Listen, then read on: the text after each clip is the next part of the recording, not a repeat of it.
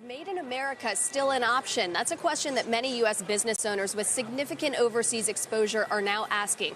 Meanwhile, hearings are underway in Washington. Hundreds of companies testifying against a new round of potential tariffs. And joining us now to discuss that is the president of New York-based textiles manufacturer Lichtenberg & Company, Scott Goldstein. Scott, welcome to Post 9. Thank you for being here. Thank you for having me, Kayla. So first, tell us about where you stand in the trade war as it is right now. Are your products currently subject to tariffs? Right now, we're not. We are on list 4, which would be the list of everything going to 25% tariffs. So right now, we have not been tariffed. Which is what Secretary Mnuchin says by design will have the biggest impact on consumers. That's correct. I mean, that's the unfortunate thing about this whole circumstance.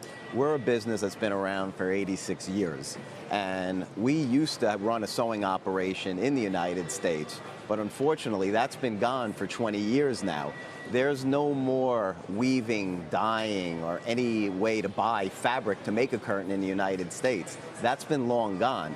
Our only source of product is China. If you look at the HTS code for where our goods come from, ready-made curtains, 95% of them come from China. So passing this tariff on will only be a tax on the consumer. So if the president says companies who don't like these tariffs should just move back to the U.S., that's not an option for you? It's really not an option. Like I said, we can't even buy the raw materials here anymore. I don't even know where we can buy thread. Now, we used to run a sewing operation, so we'd probably be able to start that up, but I don't even know if we can find skilled sewing operators anymore, if they even exist in this country. And then again, it's the raw material that's not available for us to get. But you would argue the inventory is the more critical question. The labor, maybe you could find a way, steal some workers from somebody, right?